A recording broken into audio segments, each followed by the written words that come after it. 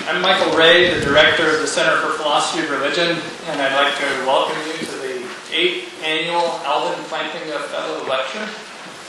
The Alvin Plantinga Fellow Lecture is given annually by the holder of the Alvin Plantinga Fellowship, which is the Senior Distinguished Fellowship in the Center for Philosophy of Religion, and it's named after this fellow Alvin Plantinga sitting in the second row. The lecture is given this year by Mark Murphy. Mark Murphy is the Father Joseph T. Durkin Professor of Philosophy at Georgetown University. Mark received his BA at the University of Texas at Austin and his PhD from the University of Notre Dame in 1993. Before moving to Georgetown, he spent 2 years suffering for the cause of philosophy at the University of Hawaii. His research focuses on moral theory, political philosophy, and philosophy of law. He's written 4 books, edited 2 others, and he's published over 30 articles. In graduate school, if I remember correctly, he was the captain of the philosophy department football team, and he has returned now to restore us to our former glory and also to give the occasional philosophy lecture. So please welcome Mark Murphy.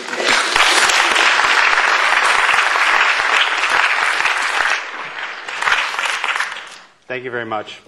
I'm really delighted to be here as the Alvin Plantinga Fellow. When I arrived here 20 years ago from Texas, I didn't know any metaphysics, and I had sort of no real sense of Al Plantinga's place in the profession.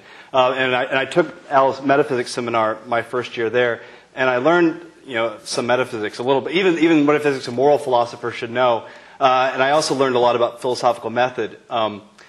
But it's sort of hard to communicate sort of how much I learned from Al otherwise, as a lot of graduate students here do. I mean, we learn about sort of how to comport oneself as a philosopher. And philosophy it's sort of hard to live up to the ideals of the profession. But it's wonderful when there are models like Al that we can look to. And like I said, like all graduate students here at Notre Dame in philosophy, I'm extremely grateful to Al for all that he's done for all of us. All right. So my talk today is on God and moral law. So the problem that I want to talk about today is that of the relationship between God and moral law. I'm not going to begin by giving an account of what I mean by God or what I mean by moral law, though I'll make explicit some of that understanding in the development of my argument. And I'll be happy to be challenged to be even more explicit during the discussion. But I think that we share enough of an understanding of the ideas of God and moral law to get our treatment of the problem up and running. Now, there are many philosophical problems about the relationship between God and morality. Some of these problems center on the relationship between belief in God and our commitment to acting well, morally speaking. And with respect to this question, that is the relationship between belief in God and our commitment to acting well, we can ask a variety of questions, some of them more on the empirical side of things, some more on the conceptual side of things. So on the empirical side, you could, given some rough and ready definition of beliefs in God, try to uncover that such belief makes a difference, for better or worse, with respect to some sphere of conduct. Or on the more conceptual side, we could ask whether there are features of what we might call fully moral motivation that cannot be realized or cannot be made fully intelligible without the agents believing in God or believing in God of a specific sort. So this set of questions is concerned with the role of religious belief in supporting or undercutting good moral agency. Now, and there are other questions about the relationship between God and acting well that one might focus on. One might focus not on questions of belief in God and acting well, but one might ask questions about whether, say, God's grace is required, whether or not one believes in God, whether or not God's grace is required in order for people, in order to make intelligible or to explain adequately folks' commitment to acting morally. Now, another set of problems concerns the epistemology of morality. The epistemology of morality deals with how we come to know what's morally right, morally wrong. And again here, there are several possibilities. We might ask whether having access to some properly religious sources, scripture perhaps, or inspired tradition, is indispensable to having moral knowledge, or moral knowledge of the most complete and valuable sort. This is, again, to ask how religious belief makes a difference. But one could pose questions about God and moral epistemology that have nothing to do with distinctively religious sources of evidence. One might know that it seems mighty peculiar that we're able to grasp the moral properties of actions, their being right or wrong or good or bad in a distinctively moral way. And I wonder whether the best explanation for our having access to these sorts of truths is a theistic story, okay? One that appeals to our having been designed a certain way, so that environment's standard for human beings, we come to grasp these basic moral truths in at least a basic way.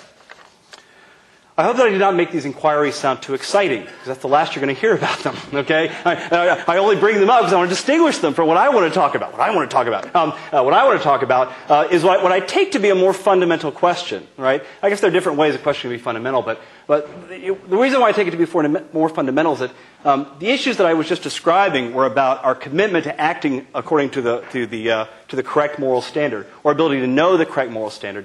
But what I want to talk about is why these correct moral standards are the correct moral standards. Okay, why exactly they hold. And here's what I want to ask. I want to say, taking for granted the truth of theism, I'm just going to take it for granted for the sake of this lecture. How are we best to explain the very holding of these moral norms? Okay, in particular, what role does God play in that explanation? Okay, how even to approach the question? Okay, what's the right sort of method or the way to think about sort of the relationship between God and why these moral norms, this moral law, actually obtains. Here's one road, okay, one way that you might approach the question. I think of it as sort of the road more traveled. We can begin by thinking about characteristics of moral laws. We might start reflecting on the grasp that we have of them and asking whether there's good reason to think the best explanation for moral law being in this way is that God had some hand in making them obtain. Okay, so you can ask, what do we think about moral laws? We think they have a certain kind of objectivity, right? A certain kind of authority, a certain kind of content, a certain kind of reason-giving status. All these things, right? And we might ask whether the best explanation for the moral norms having these features is that somehow God explains them. So here are sort of a few sample arguments, right, that bear on this. So one might, and I'm not endorsing these arguments, these are just for instance, okay? So, say moral laws are authoritative norms, okay? They have a certain kind of authority to them. But, right, as Joseph Raz, great philosopher of law argues, authoritative norms always express someone's point of view.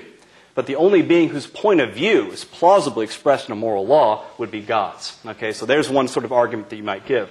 Or you can say, well, look, moral laws are fundamentally concerned with people's well-being. Okay, if you reflect on the moral laws that we typically acknowledge, these seem to bear on ways in which people can be made better or worse off. Right?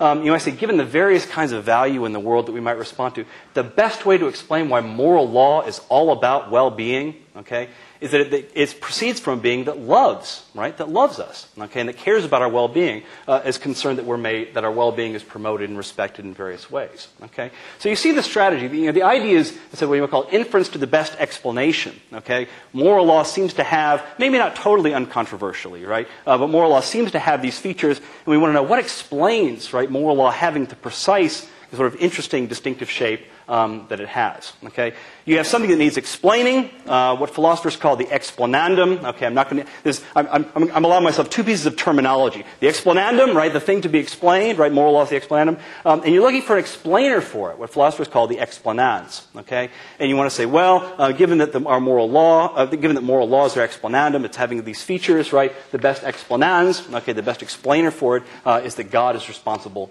for moral law. Okay. And this is a great road to travel. There's much value to traveling this road and thinking about the relationship between God and moral law. For one thing, the issues themselves are fascinating and want resolution.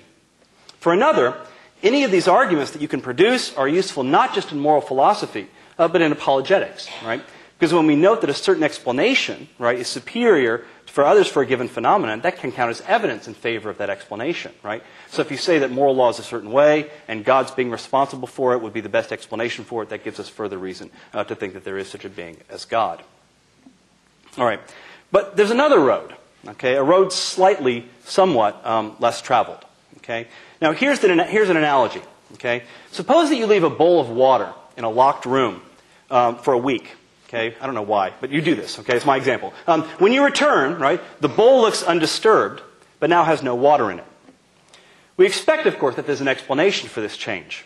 Okay, one set of considerations to which we might appeal, in thinking about the proper explanation, arises what we might call immediately from the facts to be explained. Okay, we can ask, sort of abstractly, what are the possible causes, right, the possible causes that would be sufficient to transform the bowl from filled to empty? Okay? Again, we might think that due to the position of the bowl and so forth, it's equally likely that the water was simply evaporated or that it was drunk by some animal. And if our explanation here is just driven, right, by these kinds of considerations, what I call explanandum-driven, okay, except in terms of the sufficiency for explaining these phenomena, we might not distinguish between the thirsty animal explanation and the evaporation explanation. But when we focus on the fact that there's still a cat alive in the room, okay, there's still a cat hanging around, moving, all right, this changes the situation in terms of our explanation. Okay? We'll settle on the cat as the explanation for the water's disappearance. For had the cat not drunk the water, there would not be a living cat in the room. We'd have an ex-cat. Okay? Cats are explainers, right? Cats, that's what they do. Cats' characteristic activities are to explain depletions of oxygen molecules in the air and increases in carbon dioxide molecules. The addition of fur to sofa environments, okay? The exchange of relatively pure water in one location with cat piss in another, okay? That's what cats do, right? If something is not such as to characteristically explain these things, it ain't a cat, okay? And if it doesn't do enough such explaining, right? Again, even if it was once a cat, it'll cease to be a cat, okay? It'll be a dead cat. But here, what we have in the room is a live cat, okay? And since live cats have to explain, okay, they have to explain the exchange of relatively pure water in one place with cat pee in another. Okay, we know that the best explanation for the emptying of the bowl is the cat drank it. Okay, the cat drank it. The cat beats the evaporation explanation. Sunlight is not essentially evaporating. You can still have the sunlight coming in the room, even if it's not the thing that evaporates the water. You can't have the cat hanging around if it's not something that's going to be drinking water in the room. Okay, the fixing on this explanation is driven by the explanans, by the explainer. Okay, there's a feature of the situation that must explain, and so we incorporate it into our explanation. The feline explanation for the water's disappearance may fail to be superior to the evaporation explanation on explanandum-driven grounds alone. Its superiority is clear only when we take into account, right, the kind of thing that the cat is. Okay, its features and explanans. There's something that called for explanation, and it evaporated due to the dry, warm, moving air, and it was drunk by the cat, are both sufficient to explain the change. But there was a further set of considerations, as I say, the Explanans-driven ones, concerning the nature and continuing existence of the cat, okay, which makes the feline explanation superior, and so forth. Okay, now, bait and switch. I'm not here to talk about cats. I don't even like cats. All right. So this is, why am I talking so much about cats? Right? My point in moving to a discussion of cats, all right, and their tendency to drink if existing, is to notice that this road's slightly less traveled in thinking through the relationship between God and moral law. Okay? This way of approaching the problem does not begin with certain features of the moral law and asking whether they might be sufficiently accounted for by theistic or non-theistic explanations. Right? It begins instead with God. Right? God is like the cat in one way. God's an explainer. Right? But rather obviously, God is not like the cat. All right? For to be a cat is to be the explainer of a feline-specific range of phenomena. Okay? There's a very narrow range, right, that the cat's got to explain. But God, right, God's the first cause, right? God's ultimate explainer, right, of what is the case. To be God is to enter into the explanation of everything that's explanation eligible, right? As Aquinas puts it, it's not the last time you'll hear about Aquinas, anything that exists in any way must necessarily have its origin from God. Okay? So, here's my suggestion. First suggestion. We should think about how to evaluate conceptions of God's role in the moral law in a way that incorporates not just, what do we need to appeal to explain these features of the moral law, but the fact that it's God that we're talking about, right? That God is the sort of being that's essentially explaining. Given the sort of being that God is, what role must God have in the explanation of moral law? Okay, so there's my first point.